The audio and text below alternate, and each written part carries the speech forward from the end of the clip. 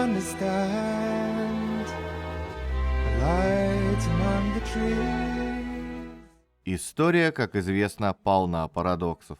Человек, которого сейчас называют одним из самых влиятельных музыкантов последнего 50-летия, жил и умер практически в полной неизвестности. Раньше его альбомы удостаивались в лучшем случае одной-двух снисходительных рецензий. А вот сейчас все три альбома Ника Дрейка находятся в списке величайших альбомов всех времен, которые составили ребята из журнала Rolling Stone. О нем снимают документальные фильмы, пишут книги, где исследуют все, от биографии родителей до особенностей гитарного стиля. Ник боялся известности и одновременно страдал из-за того, что слушатели не принимают его таким, какой он есть. Его песни не из тех, что будут звучать на дискотеке или шумной веселой компании. Те, кто пытается взять и переиграть Ника Дрейка, сталкиваются с огромным количеством подводных камней. Ведь он пользовался уникальным строем гитары, следовательно, и аппликатура аккордов также будет в новинку всем, кто увидит ее впервые. Дрейк использовал так называемые кластерные аккорды. На фортепиано их взять довольно просто, достаточно зажимать только черные клавиши.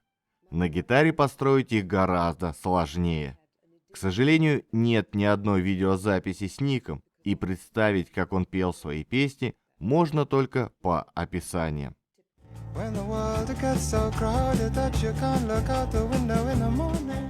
Николас Родни Дрейк родился в 1948 году в богатой английской семье в Янгоне, в Бирме. Его отец переехал туда в начале 30-х годов, чтобы работать инженером в Бомбейско-Бирманской торговой корпорации, одной из старейших коммерческих компаний в Индии. В 1934 году он познакомился с дочерью одного из управляющих индийской гражданской службы, Мэри Ллойд, которую в семье звали Молли. Вскоре они поженились, а в 1942 году семья Дрейков была эвакуирована в Индию, так как Бирму оккупировали японские войска. В 1952 они переехали в Англию, где стали жить в двухэтажном доме, который назывался Фар Лейс. И Родни, и Молли любили музыку, и даже писали собственные композиции. Молли сочиняла грустные песни для фортепиано и записывала их на катушечный магнитофон. Под влиянием матери Ник стал учиться играть на фортепиано с очень раннего возраста. В 13 лет Ник поступил в одну из ведущих музыкальных школ Англии, Мальборо. Пел в хоре, играл на кларнете и саксофоне, но по-настоящему увлекся гитарой. Человек, который преподавал ему уроки на гитаре, вспоминает это без всякого удовольствия, потому что через 6 месяцев обучения Ник не только узнал все, что он мог научиться, но и стал играть на гитаре значительно лучше учителя.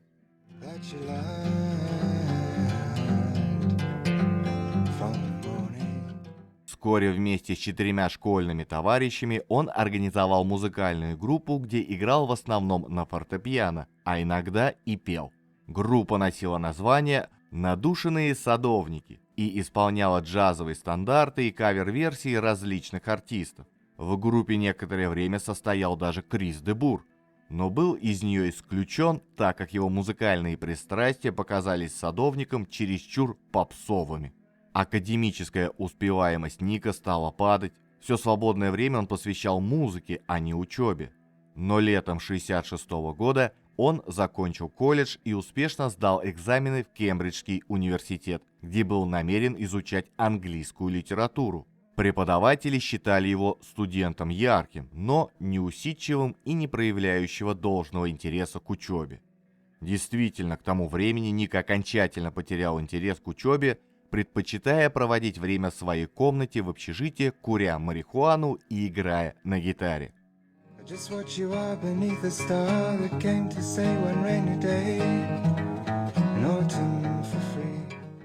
Той же осенью он познакомился с Робертом Кирби, студентом консерватории. К этому времени Ник открыл для себя британскую и американскую фолк-музыку и начал выступать в маленьких лондонских клубах и кофейнях. Там его заметил Эшли Хатчингс, бас-гитарист Fairport Convention. Хатчингс познакомил Ника с Джо Бойдом, 25-летним продюсером из США. Несмотря на свой юный возраст, Бойд уже записал пару ранних синглов Pink Floyd, открыл для публики Fairport Convention Джона Мартина и был заметной фигурой на британской фолк-сцене. Ник предоставил Бойду магнитофонную катушку, на которой он весной 1968 года записал 4 песни. Прослушав материал, Бойд предложил Нику подписать контракт и начать работу над дебютным альбомом. Бойд вспоминает: «Ник принес мне домашнюю запись 4 своих песен, и уже через несколько тактов прослушивания я почувствовал, что это что-то очень особенное, и я хочу этим заниматься». For the dreams that came to you when so young. С самого начала записи пластинки все шло как-то наперекосяк. Студии удавалось работать урывками, в перерывах между сессиями Fairport Convention, и Дрейк с Бойдом никак не могли выработать общий подход к работе. Джон Бойд хотел добавить больше студийных эффектов, но Дрейк был против. Он отказывался делать все, что ему советовали, и гнул свою линию. По настоянию Дрейка Ричард Хьюсон, профессиональный аранжировщик, был отстранен от записи, и на его место приглашен тот самый приятель Ника Роберт Кирби. Кирби, до того момента неизвестный абсолютно никому, настолько хорошо справлялся со своей задачей, что все были поражены. 4 трека, аранжированные Кирби, были записаны за одну 3-часовую сессию с Ником, который играл вживую в том же помещении. В результате диск получился интеллигентным, хрупким и печальным, с отчетливо джазовым привкусом в некоторых вещах и никому не нужным. Альбом продавался из рук вон плохо, особой рекламной поддержки не оказывалось, отзывы, если и были, то сдержанно недоуменные. Нужно сказать, что Ник и сам не сделал ничего, чтобы продать альбом. Он не давал интервью, а его редкие скромные концерты вряд ли могли привлечь большую публику. Gonna see the riverman. Несмотря на то, что первый альбом продавался из рук вон плохо, Ник решил полностью посвятить себя музыкальной карьере. Бросил Кембридж и переехал в Лондон. Ему писали длинные письма родители, умоляли взяться за ум, но все бесполезно. Решение было принято. Первые несколько месяцев в столице Дрейк проводил, скитаясь из одного места в другое, иногда оставаясь в квартире своей сестры, но чаще ночуя у своих друзей и знакомых. В первой половине 70-го года Ник выступал примерно раз в неделю. В частности, 24 января он открывал выступления таких групп, как Genesis и Atomic Rooster. Но его выступления не вызывали энтузиазма у публики. Вместо того, чтобы быть искрометным, рассказывать между песнями какие-то истории, Ник после каждой песни подолгу перестраивал гитару, а когда тихонько начинал петь, то слушатели иногда это даже не замечали и продолжали пить пиво и разговаривать. Выдерживать это было бы сложно даже более уверенному в себе человеку. Для Ника это превратилось в кошмар. Через неделю после начала своих первых и последних гастролей он позвонил Джо Бойду и сказал: «Я уезжаю домой. Я не могу это делать». Long lost sighs and a brightly colored eyes tell her story to the wind. Запись второго альбома началась в середине июля 70-го года. Раздосадованный коммерческим неуспехом своего дебютного альбома, Ник сдался и решил следовать указаниям своего продюсера. Звук нового альбома было решено сделать более попсовым, развлекательным, гладким и преджазованным. Но альбом, вышедший 1 ноября 70-го года, как и предыдущий, потерпел коммерческий провал. Было продано чуть меньше 3000 пластинок. Из-за скромных продаж альбома Бойд продал свою студию фирме Island Records и уехал в Лос-Анджелес. Потеря важной фигуры наставника вкупе с плохими продажами альбомов повергла Ника в депрессию. Его оптимистическая установка на Лондон и карьеру музыканта полностью изменилась. Он был несчастен, живя в одиночестве, заметно нервничал и стеснялся, когда давал концерты. Последнее стало видно еще раньше. Например, 25 июня 70-го он выступал вместе с Ральфом Мактеллом, и тот отзывался о Дрейке так. Ник на концерте был очень застенчив. Он сыграл первый номер, и должно быть произошло нечто ужасное. Он играл песню «Фруктовое дерево» и вдруг прекратил на середине и просто ушел со сцены. Famous but a fruit tree, so very unsound, it can never flourish till its stalk is in the ground. А если вам нравится ролик, не забудьте подписаться и поставить лайк. Если хотите послушать музыку, заходите в мою группу ВКонтакте. Там я собираю все треки из роликов, а в своем телеграм-канале я делюсь впечатлениями при их создании. Все ролики я делаю самостоятельно в свободное время после работы на чистом энтузиазме. Поэтому, если вы считаете, что мой труд достоин поддержки, помочь мне вы можете через сервис Boosty. Также веду страницу на Яндекс.Дзене. Если пользуетесь им, буду рад видеть вас и там. Все ссылки оставил в описании под видео. Обеспокоенная семья убедила Ника обратиться за помощью к психиатрам. Ему прописали курс антидепрессантов. Нику было стыдно за это. Он чувствовал себя смущенным, что вынужден их принимать, и старался скрыть этот факт от друзей. Он полностью отгородился от внешнего мира, редко выходил из своей лондонской квартиры только для того, чтобы сыграть на каком-нибудь случайном концерте или купить марихуану, которую он, по словам Кирби, стал курить в невероятных количествах. В конце концов, когда все уже махнули на него рукой, Дрейк неожиданно решил записать третий альбом. Альбом, на котором рекорд-компания даже не собиралась настаивать. А Ник просто принес его в офис, положил на столик в приемной и молча ушел.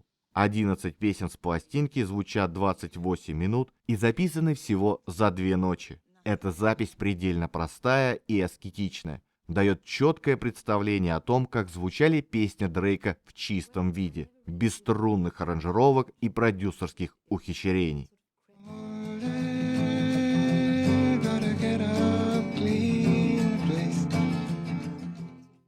Основатель Island Records Крис Блэквелл почувствовал, что у альбома есть коммерческий потенциал. Однако сотрудники лейбла были раздосадованы вечным нежеланием Дрейка участвовать хоть в какой-нибудь деятельности по раскрутке своего продукта. Менеджер Маф Винвуд вспоминает, что он рвал на голове волосы от невозможности как-нибудь повлиять на Ника. Наконец, музыкант все-таки подался на уговоры и дал интервью корреспонденту Джерри Гилберту. Это было единственное интервью с Ником Дрейком, и где застенчивый, погруженный в себя музыкант говорит о том, как он не любит выступать на публике, и совсем мало о чем-либо другом. После того, как альбом продался еще хуже, чем его предшественники, Ник, окончательно разочаровавшись во всем, решил оставить музыку. Он вернулся домой к своим родителям, понимая, что это шаг назад. Do you like what you're doing? Would you do it some more? Ник жил очень экономно. Единственным источником его доходов было содержание в 20 фунтов стерлингов, присылаемое еженедельно Island Records. Некоторое время он жил так бедно, что не имел денег на покупку новых ботинок. Нередко он пропадал на несколько дней, скитаясь от одного друга к другому. Ник часто брал машину матери и ездил часами по округе без какой-либо цели, пока не кончался бензин. Тогда он звонил родителям из таксофона и просил забрать его. В особо тяжелые периоды он не следил за своей внешностью, не стриг ногти и не мылся. Вскоре, в 1972 году, у Дрейка случился нервный срыв, и он был госпитализирован на 5 недель в психиатрическую больницу. Однако в 1974-м вдруг стало казаться, что все еще можно исправить. Ник снова встретился с Бойдом, который долго рассказывал ему, что закапывать талант в землю – это совершать преступление. Послушав Бойда, Дрейк снова взялся за гитару и написал 4 песни, которые и Бойд, и Вуд сочли великолепными. Всерьез обсуждались перспективы записи нового альбома. Душевное состояние Ника постепенно стабилизировалось, у него стала налаживаться личная жизнь. Но 25 ноября 1974 года Ник Дрейк умер. Ему было всего 26 лет. While you were gone, we were time, we were old. If you call, we will follow. If you show us, we can toe. Не было найдено никакой предсмертной записки. Патологоанатом вынес заключение, что смерть наступила примерно в 6 утра в результате предумышленного острого самоотравления амитриптилином. Это означало, что по официальной версии Ник Дрейк покончил жизнь самоубийством. Однако члены его семьи и многие друзья оспаривают версию о самоубийстве. Родители Дрейка вспоминали, что настроение их сына в течение нескольких недель перед смертью было очень позитивным. Он подумывал над тем, чтобы вернуться в Лондон и продолжить карьеру музыканта. Джо Бойд говорил, что для него было бы лучше думать, что передозировка была случайностью. Вполне возможно, что Ник перепутал снотворное и таблетки высокотоксичного амитриптилина, в случае которого даже малое превышение дозы может быть смертельным. После смерти Ника Дрейка не появлялось ни некролога в прессе, ни посмертных компиляций, ни документальных фильмов. Лейбл усмотрел малую коммерческую значимость бэк-каталога музыканта и заявил, что не собирается переиздавать 3 альбома Ника ни сейчас, ни в обозримом будущем. Summer was gone and the heat died down, and autumn reached for her golden crown. I looked behind as I heard a sigh, but this was the time of no reply.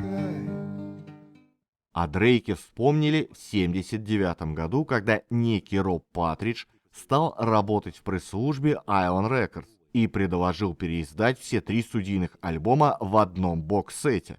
Первое, что я сделал, когда пришел в Island, предложил выпустить ретроспективу. 3 альбома плюс все, что можно, кроме них. Я, конечно, не ожидал, что это будут миллионы записей, но их оказалось совсем мало. Совсем мало — это 4 трека, записанные в феврале 1974 года. Бокс-сет сопровождался довольно обширной биографией, написанной Артуром Лобоу. Продажи были плохими, и в 1983 году Island удалил его из своего каталога. Однако на протяжении 80-х годов репутация Ника медленно, но уверенно росла, и вскоре его уже называли своим учителем Роберт Смит и Питер Бак. А уже к началу 90-х вокруг его имени стал формироваться рок-н-ролльный ореол проклятого поэта и обреченного романтика. Начали появляться биографии и документальные фильмы. Одну из посвященных Дрейку программ на BBC вел Брэд Питт, добровольно вызвавшийся рассказать о своем любимом артисте. Но настоящая популярность и культовость пришла к музыканту только в эпоху интернета.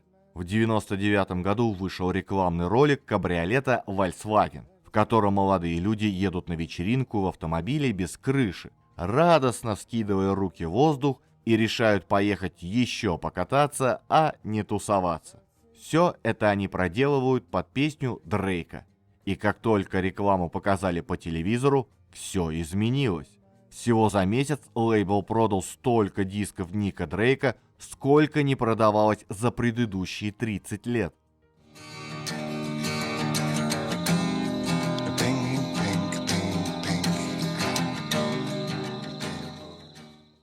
Тогда еще не было Ютуба, но ролик стал первой видеорекламой Volkswagen в интернете, а опцией к нему была возможность скачать песню Дрейка. Это привело к тому, что впервые трек музыканта попал в хит-парад журнала Billboard. Благодаря только начавшим появляться сайтам и сервисам, где пользователи могли делиться любимой музыкой, альбомы Дрейка разлетелись по интернету. Вероятно, живи Ник Дрейк сегодня, его музыка с легкостью нашла бы свою аудиторию в социальных сетях и даже без поддержки лейбла. В итоге, по данным опроса, проведенного журналом Q, В списке 100 лучших музыкантов 20-го столетия Ник Дрейк занял 44 место. Джон Леннон вышел на первое, а вот, к примеру, Фрэнк Заппа скромно обосновался лишь в 8-й десятке. Well, I had my home. Oh, if you would and you could. Я задаюсь вопросом, была бы популярной музыка Ника Дрейка без того ролика? Возможно, но совершенно точно это было бы признание куда более скромного масштаба. Сейчас же каждый месяц песни Ника Дрейка слушают миллионы человек по всему миру. Иногда кажется, что секрет запоздалой популярности Ника вовсе не в том, что он, как полагается истинной легенде, был рокером, безумцем и умер молодым. Да, рок-н-ролл ценит своих мертвых солдат иногда даже больше, чем живых, но дело, на мой взгляд, не в этом, а скорее в том, что его музыка с самого начала, выпав из рамок своего десятилетия, умудрилась не состариться, ведь проверку временем выдерживают далеко не все те, кому удается вскарабкаться на вершину. И по музыке во многих случаях легко определить, когда был записан тот или иной альбом с погрешностью чуть ли не в год.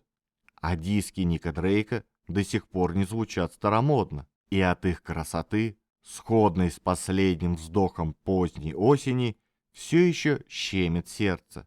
А значит, все это было не зря.